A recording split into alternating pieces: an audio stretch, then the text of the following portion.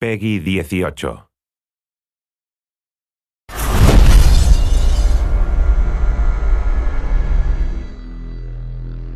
Dishonored, for me, first of all, represents adding a new fictional place on the map of important non-existing cities. I draw and I paint, and I was an industrial designer, so technically I was formed to reproduce things that don't exist in a very realistic way.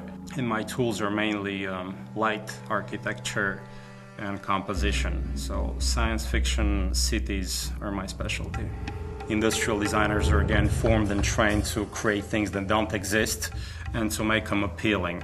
And industrial design in itself is fiction. I specialized in advanced prototypes for non-existing cars, which are absolutely dream objects. And that's why the training is very useful.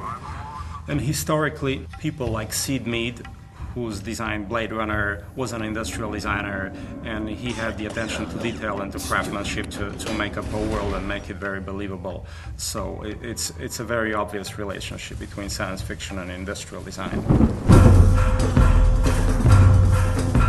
So in Dishonored, you play a supernatural assassin in a steampunk city called Dunwall.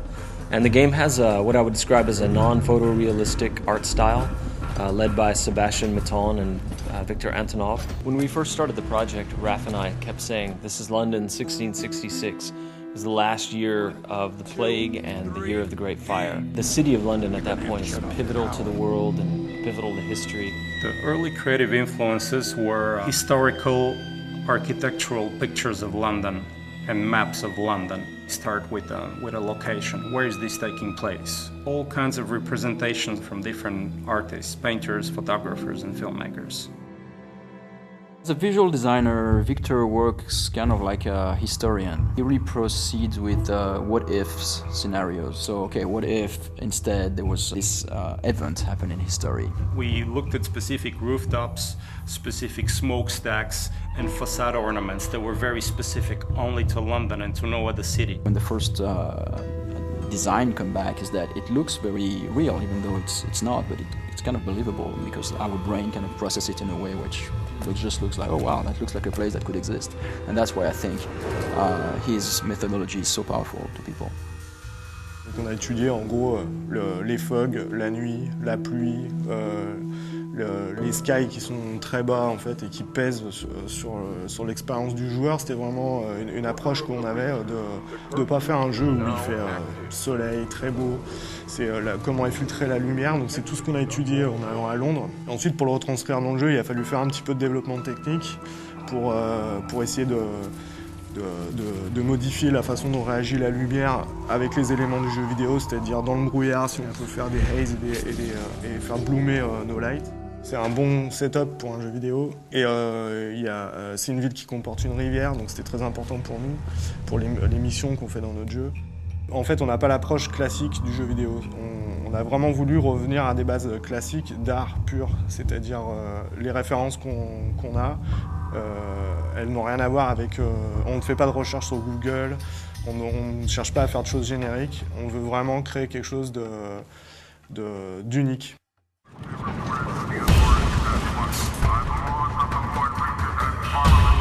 But the more we worked on the game, the more two things began to happen. As Raph and I and the team collaborated with Victor Antonov and Sebastian Maton, we started moving the game forward and forward in time, and so we eventually got to some sort of 1800s. We also moved further and further away from the real world and eventually just said, okay, this is the city of Dunwall.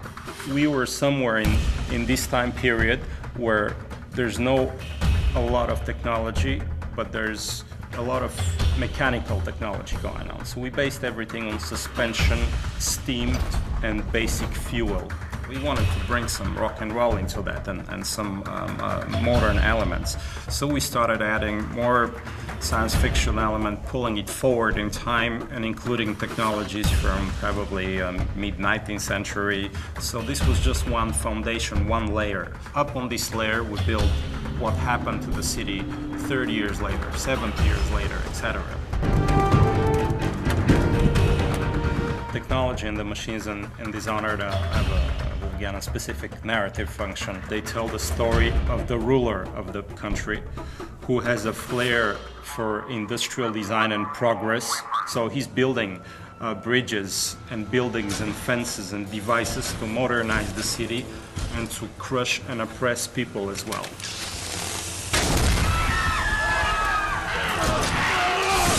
The whaling trade takes off, and there's a brilliant inventor called Sokolov, who's for us a little bit Rasputin, a little bit Da Vinci, a little bit John Dee, and he invents some devices and takes advantage of the volatile whale oil.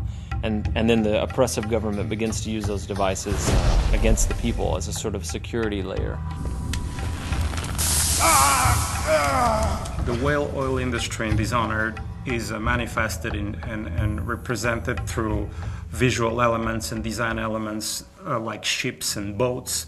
And all that suggests that the world is bigger than the city, and you have an ocean, and you have foreign different lands, and maybe colonies. So you have these mysterious ships bringing these strange animals because they're not regular whales, they're Dunwall whales.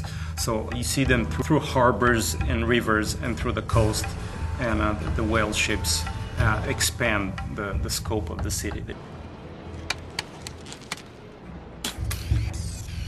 The characters and the character design in Dishonored are no different than the architectural design on the design of the light. We wanted to get into the identity of these characters. We looked into British morphology. How are the eyes set? How's the nose? How's the skin? Play with the grotesque and with the beautiful, and we stylize this into a variety of very real faces that have a backstory and a meaning to them.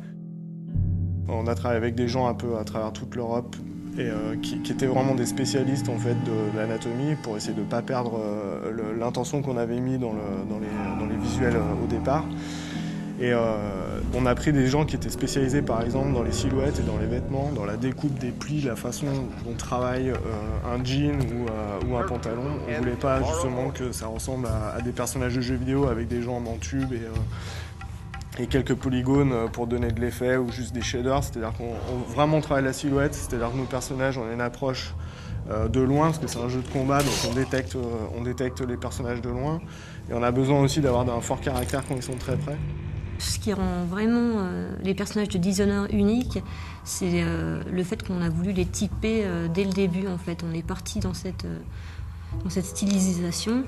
Et par exemple, au niveau des proportions, si je repense au City Guard, en fait, qui est un combattant, on n'a pas hésité à lui grossir les mains, à réduire sa boîte crânienne, pour vraiment qu'il ait le physique qui reflète ce qu'il fait dans le jeu. Et à l'opposé, on a par exemple les aristocrates qui sont beaucoup plus élancés, avec des fronts plus hauts, qui sont assez hautains, en fait, qui ont des visages vraiment durs. Ensuite, la deuxième approche, en fait, c'est de les passer en modélisation, en 3D pour le jeu. Et le but, c'est de ne pas perdre l'essence qu'on a dans la peinture, parce que c'était carrément de la peinture qu'on avait, c'était pas juste des croquis. Et garder ça en 3D. Donc là, la contrainte, c'était plutôt technique, c'est comment garder quelque chose un peu de vivant et pas de tout générique, tout lisse. En fait, ce travail de stylisation qu'on a réalisé sur nos personnages, on a aussi voulu l'appliquer sur nos animaux. C'est pas des animaux qu'on a l'habitude de voir, ils sont vraiment particuliers. Et là, j'ai en tête l'exemple du Wolfhound, où justement, on a pris un chien, mais on l'a mélangé aussi avec un peu de crocodile, un peu de girafe, pour le rendre vraiment unique et qui a un côté fantastique dans notre univers. On a fait une silhouette très forte, il se déplace vraiment d'une manière très particulière. C'est pas un chien qu'on pourrait croiser dans la rue tous les jours.